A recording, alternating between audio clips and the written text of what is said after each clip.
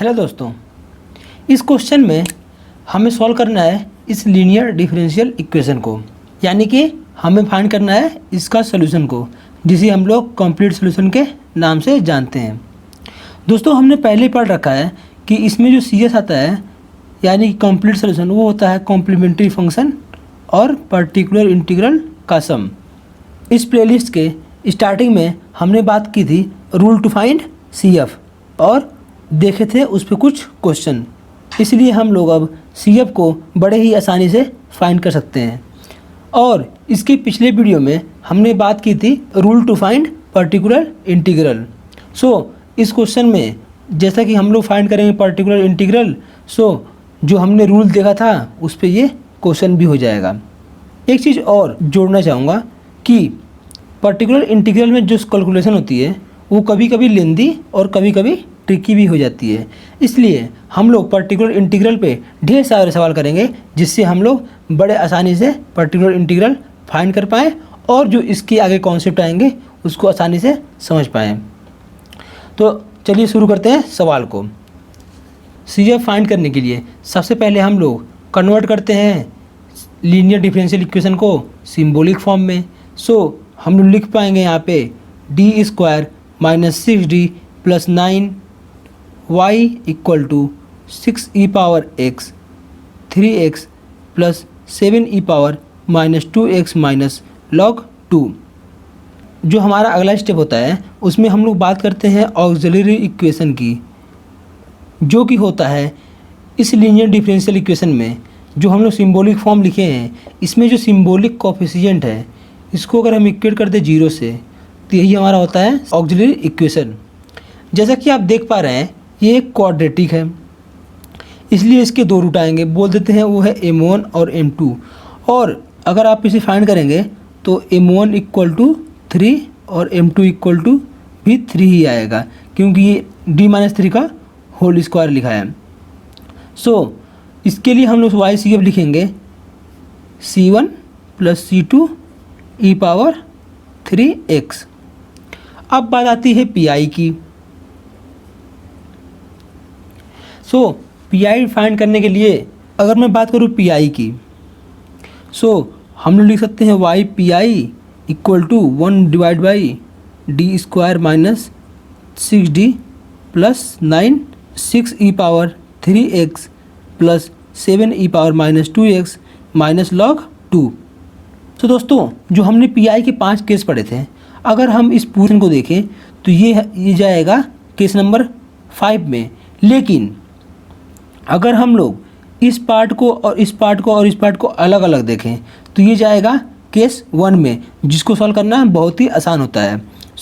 हम लोग पूरा एक साथ कंसिडर करने के बजाय हम लोग इसको अलग अलग करेंगे। देखिए कैसे, हम लोग यहाँ से लिख सकते हैं YPI = 1/d² - 6d + 9, और जो यहाँ पे 6e⁻3x था उसमें से जो कांस्टेंट 6 था उसको तो बड़े आराम से बाहर निकाल सकते हैं, इसलिए यहाँ बचता है e⁻3x प्लस, अगर इसको इसके साथ ले जाएं तो हम लिख सकते हैं कांस्टेंट को बाहर 7 और 1/d² - 6d + 9e⁻- 2x।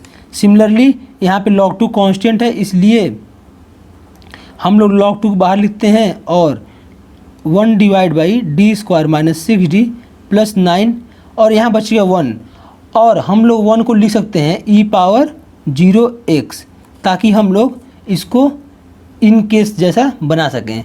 इतना करने के बाद हम लोग देख सकते हैं कि ये जो लिखा है ये लिखा है कुछ e⁻ax टाइप का फंक्शन, यानी कि जो ये फंक्शन है इसको बोल देते हैं QX।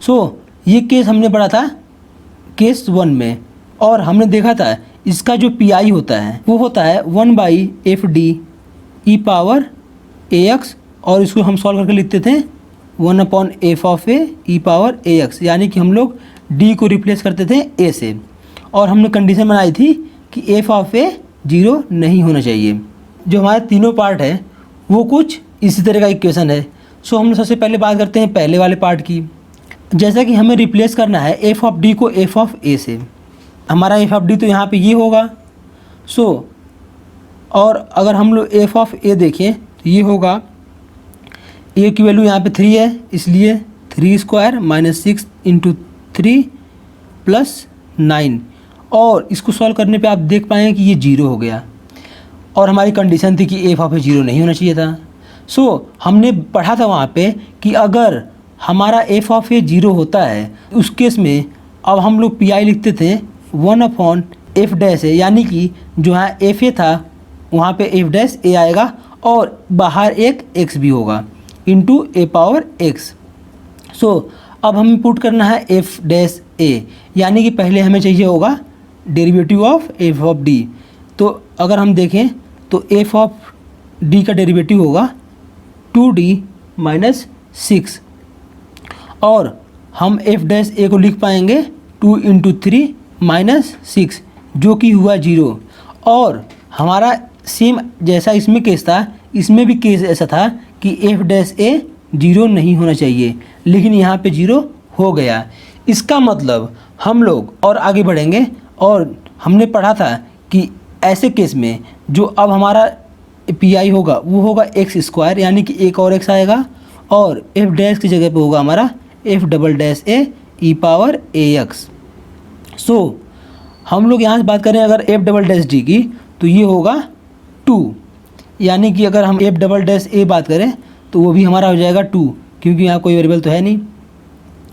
यानी कि अब हम लोग यहाँ इसको सॉल्व कर सकते हैं, और हम लोग लिख देंगे यहाँ पे कांस्टेंट 6 इंटू यहाँ पे आएगा हमारा एक्स स्क्वायर, और यहाँ पे f'' है जिसकी वैल्यू 2 है, इंटू ई पावर ax जो कि यहाँ पे ई पावर 3x है।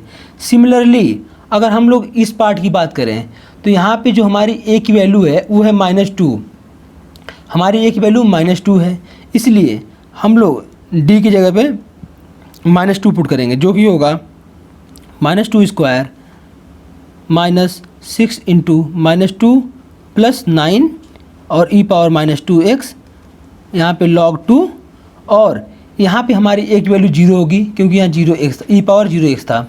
सो 1/0 माइनस 0 प्लस 9 और e की पावर 0x। अगर हम इसको सॉल्व करें तो बड़े आसानी से लिख पाएंगे हम लोग, कैंसिल 3x स्क्वायर ई पावर 3x प्लस 7, इसको सॉल्व करने पे आपको मिलेगा 25 और ई पावर -2x, माइनस यहाँ पे होगा log 2 और इसकी वैल्यू ई पावर 0x तो 1 ही जाएगा, और ये है 9। सो ये अपना हुआ YPI। लेकिन जो हम लोग कंप्लीट सोल्यूशन लिखेंगे उसमें हम लोग को y = YCF प्लस YPI दोनों चाहिए होगा, यानी कि हम लोग इस पार्ट को और इस पार्ट को ऐड करके जो y लिखेंगे वही अपना होगा आंसर। तो ये वीडियो यहीं कंप्लीट होता है। Thank you.